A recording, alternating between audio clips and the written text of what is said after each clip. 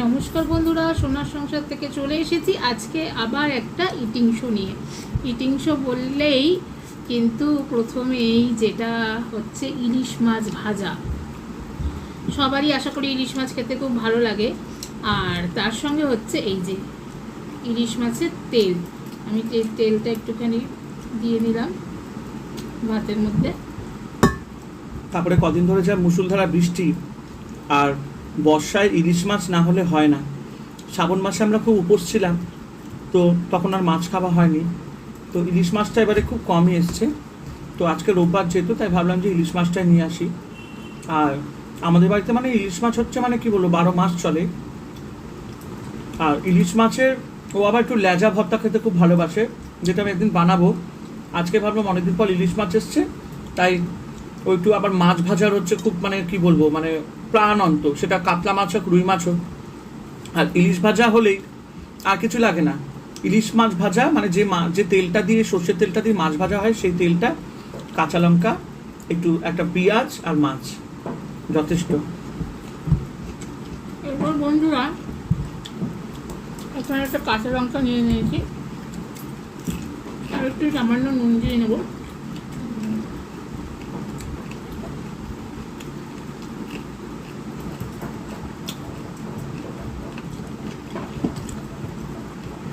আর একটা কথা বন্ধুরা, যখন ইলিশ মাছ খাবেন আস্তে আস্তে ধীরে সুস্থে খাবেন, তাড়াহুড়ো করবেন না, কারণ ইলিশ মাছে প্রচুর কাঁটা থাকে।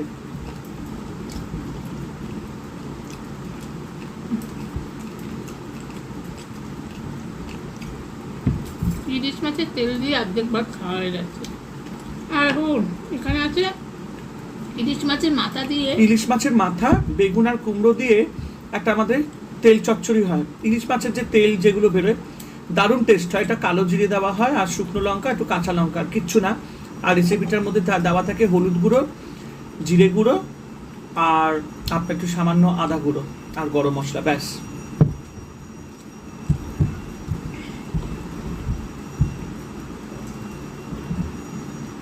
লেজায় কিন্তু খুব কাটা থাকে, এর জন্য বেশি কথা বলছি না। আমার মা দারুণ ইলিশ মাছ রান্না করতেন, সেইখান থেকে শেখা। আর ইলিশ মাছের শুটকি, তারপরে বাসি ইলিশ, এগুলো মা খেতে খুব ভালোবাসতেন। আর একটা হচ্ছে আমার শ্বশুর বাড়িতে আমার মেজো জেঠি শাশুড়ি, উনি আবার ইলিশ মাছ খেতে খুব ভালো, মানে রান্নাটা খুব ভালো করেন, মানে পাতলা ঝোল। আমার জন্য আবার পাতলা ঝোল খেতে খুব ভালো লাগে, বেগুন দিয়ে, কুমড়ো দিয়ে, কালো জিরে দিয়ে। আর আমাদের ইলিশ মাছ মানে হচ্ছে কাঁচা রান্না, দারুণ। তো এই হচ্ছে ব্যাপার। আমাদের যে কোনো মাছ, শুধু কাতলা মাছ রুই মাছটা বাদ দিয়ে বাদ বাকি সব মাছ কাঁচা রান্না হয়। ইলিশ মাছটা ভাজার সময় ঠিক আছে, কিন্তু এমনি যখন বলুন ভাপা বা দই ইলিশ, এই সময় যদি ভেজে রান্না করা হয় সেই টেস্টটা থাকে না। হ্যাঁ, এক্স্যাক্টলি। তেল দিয়ে একদম ভাত খাওয়া হয়ে যাবে। এখন তো মাছ ভাজা দিয়ে ভাত খাচ্ছে, যখন লাবলাটা দিয়ে মানে ইলিশ মাছের মাথার চচ্চড়িটা খাবে, তখনও মানে ইলিশ মাছ ভাজা সেই স্বাদটাও মানে উড়ে যাবে, এতটাই টেস্ট হয়। আই হোপ আপনাদেরও ভাল লাগছে। আগে তো ইলিশ মাছ রান্না হলে এই বাড়িতে রান্না হচ্ছে একদম পাশের বাড়ি পর্যন্ত গন্ধ চলে যেত। এক্স্যাক্টলি, এটা একদম মানে খুব দারুণ কথা বলেছে। এখন আর ইলিশের সেই স্বাদ নেই, গন্ধটা নেই। আগে ইলিশ মাছ তেল লাগতো না, ইলিশ মাছের থেকেই যে তেল বেরোতো সেটা দিয়েই হয়ে যেত। হ্যাঁ, এখন আর ইলিশ মাছের সেই মাছ আর এখন পাওয়া খুব মুশকিল। আমি তা মানিকতলার থেকে নিয়ে আসি ইলিশ মাছ, আর নারাগিজি বাজার, তারপরে আরেকটা হচ্ছে আপনার সেটা খুব স্কটল্যান্ড বাজার, যেটা লেডি ডাফলিন হসপিটালের পেছন দিকে আমাদের বাড়ি, মানে আমাদের আদিবাড়ি বউ বাজারে। তো ওখানকার বাজার নো ডাউট।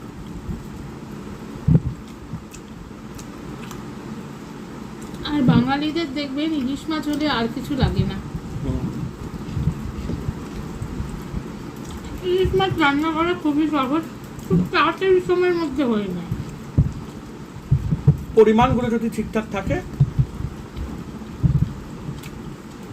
আমার বাবাও খুব সুন্দর এই বর্ষার সময় দারুণ ইলিশ মাছ রান্না করতো, কিন্তু এমনি নিজে খেত না। ইলিশ ভাপা দারুণ করতো আমার বাবা। আর শুধু মানে একার জন্য না, সবাই বাড়িতে দেওয়া হতো, সবার বাড়িতে। বাবা ওই একা একা খাওয়া একদম পছন্দ করতো না, বাজার হাটও তাই। আমাদের সবার বাড়িতে ব্যাগে করে করে আমি আর বোন দিয়ে আসতাম।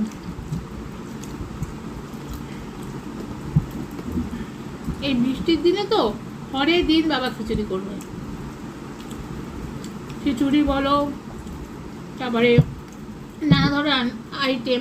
করোনার সময়, তাহলে বলতে গেলে বন্ধুরা একটা কথা বলি, একদম ফুল দমে করোনা চলছে, আমাদের পাড়ায় করোনা ধরা পড়েছে, চারিদিকে বাস দিয়ে বাউন্ডারি করে দিয়েছে। সেই সময় একটা সাউথ ইন্ডিয়ান ডিশ বাবা রান্না করেছিল, ঠিক আছে। এবার সে পরের দিন বাবা হসপিটালে ভর্তি হবে, তার আগের দিন রাত্রিবেলা মুখে মাস্ক পরে আমার বাপের বাড়ি থেকে শ্বশুর বাড়ি সাইকেল নিয়ে ওই বাস পেরিয়ে এসেছিল। আমি গেছিলাম, আমি একাই গিয়েছিলাম। তো এই হচ্ছে বাবার প্রতি মানে মেয়ের প্রতি বাবার টান, বাবার ভালোবাসা। এখন সেগুলো আশাও করি না আর করবও না।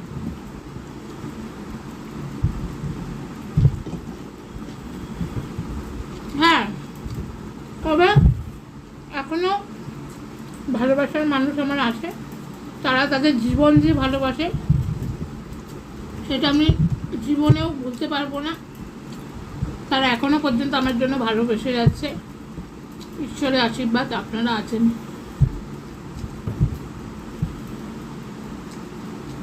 ছোটবেলার কথা মনে পড়ে যায়। এই এখন মনে হচ্ছে ছোটই ছিলাম, ভালোই ছিলাম, কেন যে বড় হলাম।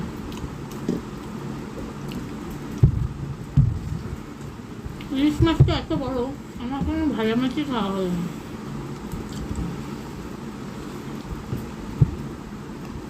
তারপরে আবার তরকারি।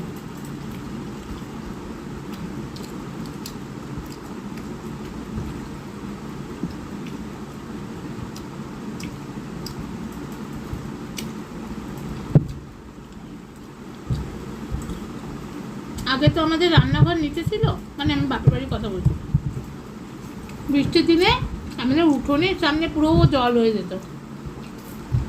সেইখানে ঝমঝম করে বৃষ্টি পড়ছে, বাবা এইদিকে খিচুড়ি রান্না করছে, তারপর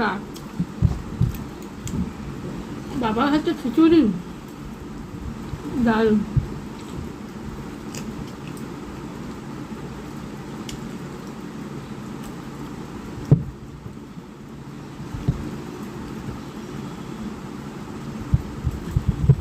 এখানে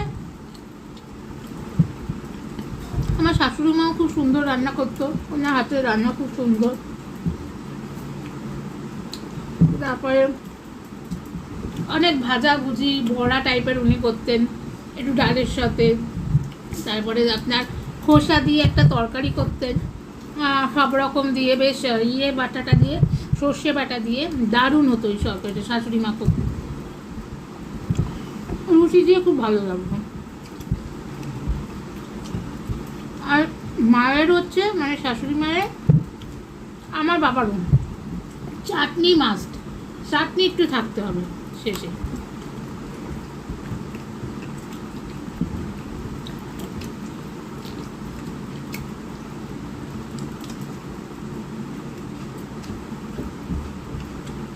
আগে প্রায় বড়া, তারপর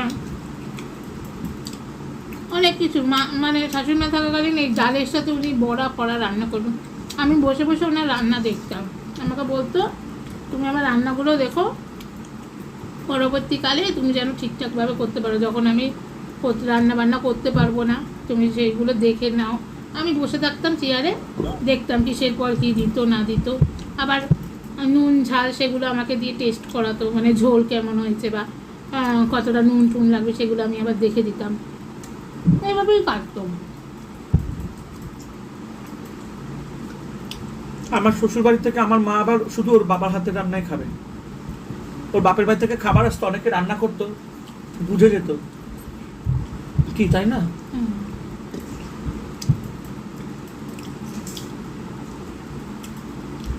একটা ট্যাংরা মাছের ঝোল লাস্ট বাবা করেছিল বোনের জন্মদিনে, ইয়ে দিয়েছি জানি, পেঁয়াজ কলি দিয়ে। হ্যাঁ মশলা খুব সুন্দর খেয়েছিল। আর মা আবার বোয়াল মাছ খেতে ভালোবাসতো বলে আর ট্যাংরা মাছ আমার শ্বশুর মশাই আবার কাঁচা মাছ দিয়ে যেত ভর্তি করে। হসপিটালে ভর্তি হবে বিকালে, সকালে বাজার করে দিয়ে দেবে। হ্যাঁ, উঠতে পারছে না সিঁড়ি দিয়ে বাজার বুজার নিয়ে।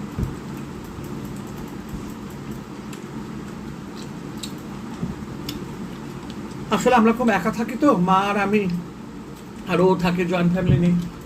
তো আমার শ্বশুর মশাই না একটু এক্সট্রা কেয়ার করতো, মানে জানতো যে আমার মা খুব খেতে ভালোবাসতো, তারপরে মনীষা তো খেতে ভালোবাসে, যা পারতো বাজারে বলতে গেলে মানে ঝুড়ি আম বলতে পুরো এক ঝুড়ি আম নিয়ে চলে আসবে, দেখবে না ভালো কি খারাপ।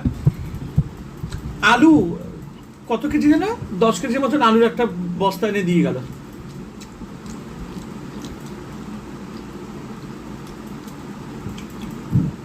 তবে একটা কথা গ্যারান্টি দিয়ে বলতে পারি, আমি খুব লাকি যে আমি একটা মায়ের মতন মা পেয়েছি এবং শাশুড়ি মার মতন শাশুড়ি পেয়েছি। বিশ্বাস করবেন না, এই দুই মা আজ পর্যন্ত, মানে আমরা বাড়িতে থাকি আর না থাকি, কোনো দিন বাড়ির বাইরে একা একা ঘুরে বেড়ায়নি। তাদের শিক্ষাটাই অন্যরকম ছিল। কি, আমার শাশুড়ি মা কোথাও যাবে না, অনুষ্ঠান বাড়ি হোক আর যাই হোক, আমার মাও তেমনি ছিলেন। এবং কোনো বাড়িতে গিয়ে খাওয়া তো দূরের কথা, ওই একটু মিষ্টি খেলো ব্যাস। ওই মা আর আমার শাশুড়ি মা এই দুজনকেই আমি দেখলাম, ওনারা শুধু নিজে বাড়িতে রান্না করবে, লোকজন আসবে খাওয়াবে, এরকম। নিজে আমার দিদির বাড়ি থেকেই থাকতো না বেশি, বলতে না বাড়ি আসবো, এরকম। মানে আমার মায়ের কি ছিল এবং আমার শাশুড়ি মার মধ্যেও এটাই আছে, আমি দেখেছি এরা দুজনে মানে রান্না করবে, বাইরের থেকে কিছু খাওয়া হবে না, আত্মীয় স্বজন আসবে, ঘরে যা তৈরি হবে সেগুলোই খাবে, নতুন নতুন রান্না করে খাওয়াবে। এই কোয়ালিটিটা আমি দুই মায়ের মধ্যে দেখলাম। আর সত্যি কথা, এখনো পর্যন্ত টাচুট, আজকে আমরা এত বড় বড় হয়ে গেছি, কোনো দিন দেখলাম না আমার শাশুড়ি মাকেও না আমার মাকেও না কোনো বাড়িতে ঘুরে ঘুরে বেরিয়েছে বা ওখানে গিয়ে খাওয়া দাওয়া করেছে। না ঘুরতে যায় কিন্তু সেরকম নয়। আসলে বাবা কোথাও নিয়ে গেলেই আমরা, হ্যাঁ, আমরাও ছোটবেলা থেকে এটাই। মানে এখনো আমার শ্বশুর মশাই মারা গেছে, শাশুড়ি মাকে এখনো পর্যন্ত দেখলাম না যে একা কোথাও গেছে, না কোনোদিন না, পারেও না। আজকে আমার বিয়ে হচ্ছে 5 বছর, মনীষা বিয়ে করে এসছে, কোনোদিন বলতে পারবে না যে আমার মাও সংসার ছেড়ে কোথাও একা একা ঘুরতে গেছে। যখনই কোথাও গেছে আমাদেরকে নিয়ে গেছে। আমরাও যখনই কোথাও গেছি মাকে সঙ্গে করে নিয়ে যাই। ইনফ্যাক্ট শাশুড়ি মাও তাই, কোথাও গেলে আমাদেরকে নিয়ে যায়, নাহলে আমরা কোথাও গেলে তাকে নিয়ে যাই। এইগুলো হচ্ছে মায়ের কোয়ালিটি, সংসার ধরে রাখা, সন্তানদের ভালো শিক্ষা দেওয়া। আর দেখবেন মা বাবা যদি ভালো হয় না, তাদের শিক্ষা যদি ভালো হয়, ছেলেমেয়েরা অটোমেটিকলি ভালো হবে, মা বাবাকে দেখবে। তখন দেখবেন অসহায়কালে মা বাবাদের আর কোথাও যেতে হবে না, কারোর বাড়ি থেকে হাত পাততে হবে না, সন্তান যদি ভালো থাকে। কেমন লাগলো তরকারিটা? দারুণ হয়েছে না? আমাদের বাড়ির স্পেশালিটি, তেল চচ্চড়িতে আমরা কোনো আলু দেবো না, বেগুন আর কুমড়ো দিয়ে রান্না করব, আর শীতকাল হলে পেঁয়াজ কলি বেগুন দিয়ে রান্না করব। কি, এটা দারুণ টেস্ট, আপনারা করে দেখবেন। আমি একটু ভাত নিয়ে আসি, আপনারা দেখবেন আর খুব মানে এনজয় করবেন। এটা মাছের মাথা দিয়ে হয়েছে। হ্যাঁ, আর আমরা তরকারিটা বেশি নাড়াই না, বেগুনগুলোকে আস্তে আস্তে রাখি। হ্যাঁ, আর বেগুনটাকে একটু আস্তে আস্তে রাখি, কুমড়োটাকে আস্তে আস্তে রাখি, একটু মিষ্টি মিষ্টি তরকারি, খেতে খুব টেস্ট হয়। আর তেল চচ্চড়ি মানে আমরা খুব ধীরে সুস্থে রান্না করি। ভালো হয়েছে, দারুণ টেস্ট হয়েছে না? আপনারা এরকম বাড়িতে রান্না করে খাবেন, দেখবেন দারুণ টেস্ট লাগবে। আর সবাইকে বলবো, যখনই আপনারা খাবার খাবেন তৃপ্তি ভরে খাবেন, ধীরে সুস্থে খাবেন, দেখবেন ভাল লাগবে আর খাবারটা এনজয় করবেন।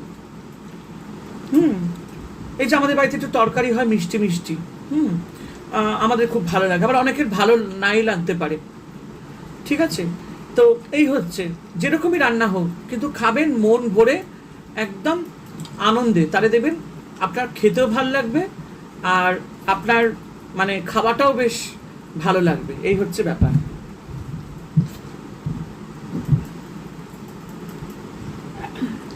আর ধন্যবাদ জানাই আমি আমার মাকে, যার কাছ থেকে এরকম রান্না শিখেছি। আর বিয়ের পরে যে আপনাদের যে বৌমনি আছে মনীষা, এনার আবদার তো শেষ হয় না।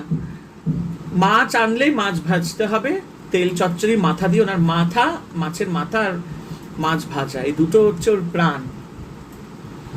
আর আমার হচ্ছে খাবার একদম লেবু, 3-4টে পাতি লেবু টক টক করে না মাখলে হবে না, ও তো রেগে যায়, বাবা তুমি কত লেবু খাও। মাছের মাথাটা খাচ্ছি তো ওই জন্য বেশি কথা বলছি না, কাঁটা ঢুকে যাবে। হ্যাঁ, ও মাছের মাথা খাচ্ছে বলেই আমি কথাটা বলছি।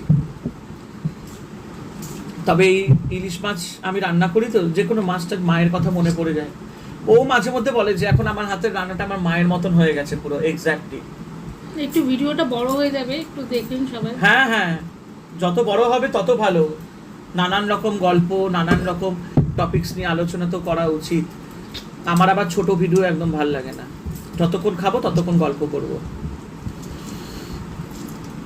বেগুনগুলো দেখবেন একটু আস্তে আস্তে খেতে ভাল লাগে, বেগুন একটা দেখাও, ওই যে আস্তা বেগুনটা, হ্যাঁ এই যে বেগুনটা একটু আস্তে আস্তে খেতে খুব ভাল লাগে। তেল চচ্চড়িতে এবার একটু যদি বেগুন আর কুমড়ো না থাকে ভালো লাগে না, এই হচ্ছে ব্যাপার। তবে আজকে খাবারটা বেশ জমে গেল, সত্যি তৃপ্তি ভরে খেলাম। আর ইলিশ মাছ হলে আমাদের বাড়িতে ইলিশ মাছ ভাজা মাস্ট, যে করেই হোক। মনীষা খুব খেতে ভালোবাসে, ও আবার ইলিশ মাছ ভাজা ওর একটা চাই, হ্যাঁ, অনুষ্ঠান হোক আর যাই হোক। তো তাই জন্য আমাকে ওর আবদারটা একটু পূর্ণ করতে হয়। আর ও ছাড়া আমার আর কে আছে বলুন? ওর আবদার আমাকে আগে শুনতেই হবে, সে যে যতই বলুক যে বউকে সামলাও না কেন। অনেকেই বলে আমাকে, এই বউয়ের আবদার এত মানিস কেন, দাঁড়ান হাতটা দেখাচ্ছি, সরি লেবুটা রাখছি বলে। তাই বলি যে বউকে কেন সামলাবো, বউর আবদার তো পূর্ণ করতেই হবে, তাকে নিয়ে তো আমাকে থাকতে হয়। স্বামী স্ত্রী দুজন দুজনকে নিয়ে তো থাকবে, দুজন দুজনকে সামলাবো নিজেদের মতন করে, অন্যদের মতন নয়।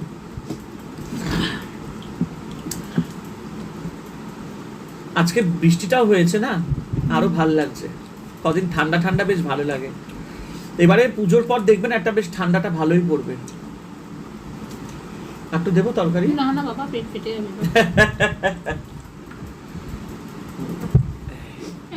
আর একটা, আমরা তো এখানে ইলিশ মাছ খাচ্ছি, আনন্দ মজা করছি, যাই হোক, কিন্তু বাংলাদেশ আর উড়িষ্যার সত্যি খুব, হ্যাঁ ত্রিপুরা, সরি উড়িষ্যা বলছি, আমি দেখেছেন ত্রিপুরা। এখানে স্কিপ করে, সরি ক্ষমা করে দেবেন, ত্রিপুরা খুব ভয়াবহ অবস্থা।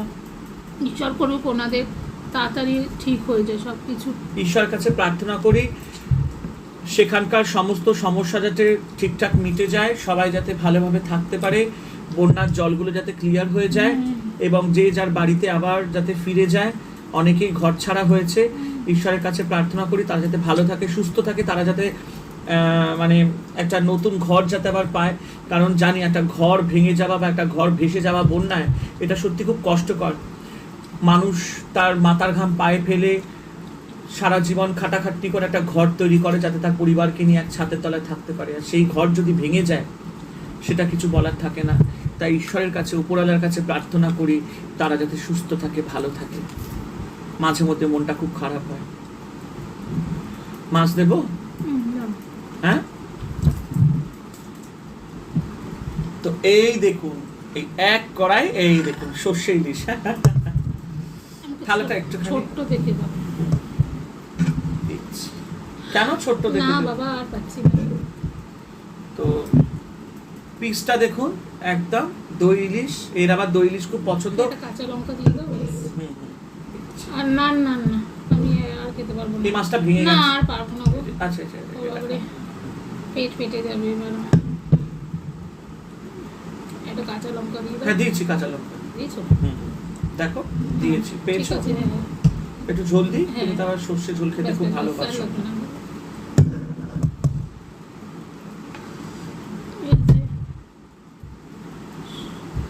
আর এইটা খুব ভালো লাগে আমার, ওই ঝোলের থেকে একটু পাবো। সর্ষের আর তেল দিও না, না, দিও না। সর্ষের তেল বাবা আমি আর Taste পারবো টা না। একটু। আবার অনেকে বলবে এত খান কেন, ওরে বাবরে বাবা। খাবে না কেন ও মা, নিজের ঘরেতে রান্না হয়েছে, খাবে না কেন? মানুষ হয়ে জন্মেছি, খেতে তো হবে, না খেয়ে কোথায়? লোকের কথা কি কান দিলে চলবে? তুমি তো নিজের ঘরে খাচ্ছ, তুমি তো কারোর বাড়িতে ঘুরে ঘুরে তো খাচ্ছ না, বা কারোর কাছে জোর করে আবদার করে হাত পেতে তো নাটক করে তো খাচ্ছ না। তোমার ভাগ্যে যেটা জুটবে, যেটা ভগবান তোমাকে দিচ্ছে, সেটাই তুমি খাচ্ছ। ভগবান তোমার বিধানে লিখে রেখেছে, যতদিন তোমার খাওয়া আছে তুমি খাবে, কারোর বলাতে তো কিছু আটকাবে না। খারাপ লাগে অনেক কমেন্ট করে। ঠিক আছে বলুক, তুমি তার নাটক করো না যে আমার খেতে পাচ্ছি না, খুব খিদে পেয়েছে, যে তোমাকে কেউ অনলাইন থেকে আবার খাবার অর্ডার করে দেবে, সেরকম তো না। তোমার বাড়িতে রান্না হয়, তুমি খাও। লোকে তো বলবেই, দেখো ভালো মন্দ নিয়ে তো আমাদের চলতে হবে, কারোর কথা কান না দিলেই হলো।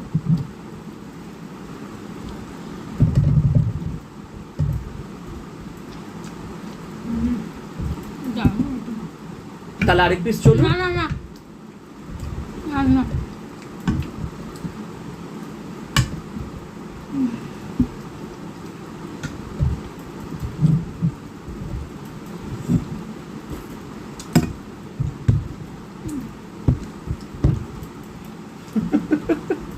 লেবু দেবো? না না আমি লেবু খাইনি।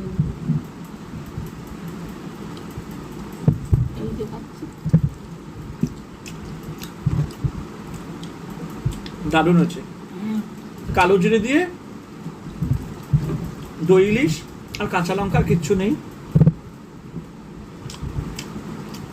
এবারে মানে খুব বৃষ্টির পরিমাণ বেশি, চারিদিক দিয়ে বৃষ্টি আর জল, বাপরে বাপ, পুকুর হয়ে গেছে পুরো। হচ্ছে ব্যাপার।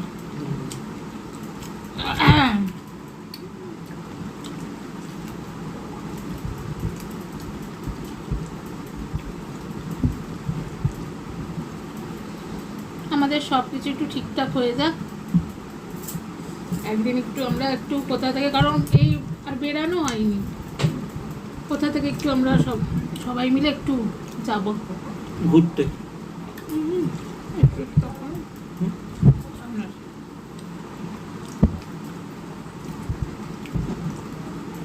পাশে মনে হয় মিছিল হবে, বেরোবে সব, দেখলাম আহ্বান জানাচ্ছে। যা হচ্ছে এখন বাবা। মিছিল নেই, এটা এমনি গাড়ি। ও পুজোর সামনে না, ওই যে অফার দিচ্ছে ও জামা কাপড়।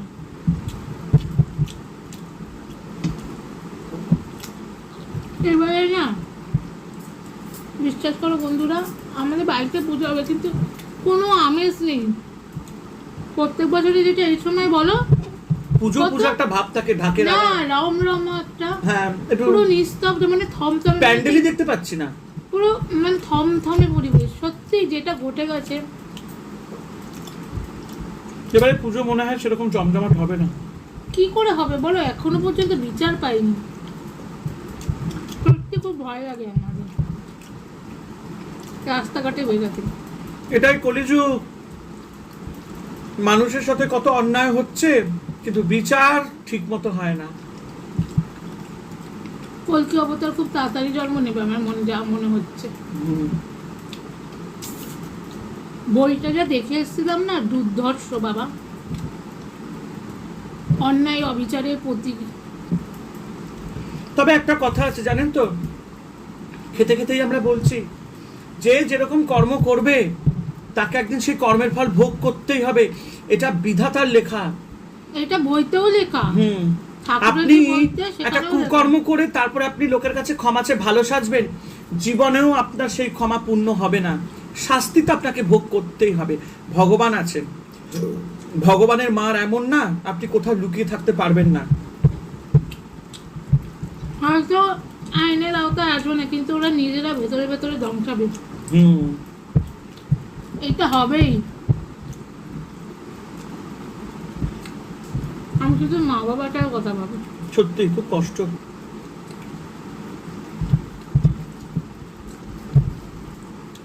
আর একটা সন্তান থাকতে তাও একটুখানি ভরসা।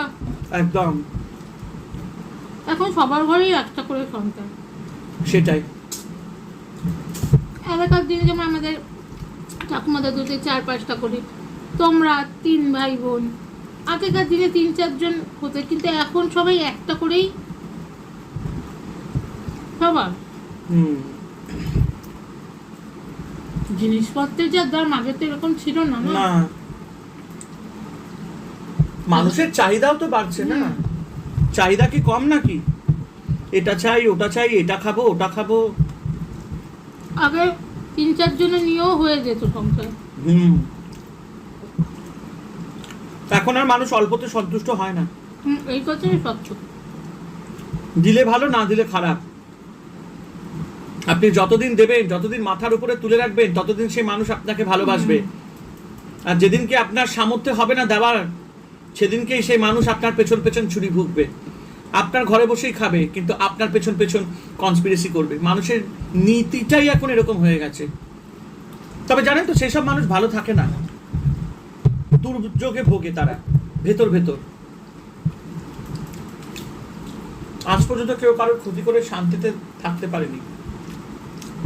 তবে খুব তাড়াতাড়ি বিচারছে, এটাই বলবো। হ্যাঁ, যাই হোক, আজকের ভিডিওটা অনেক বড় হয়ে গেছে।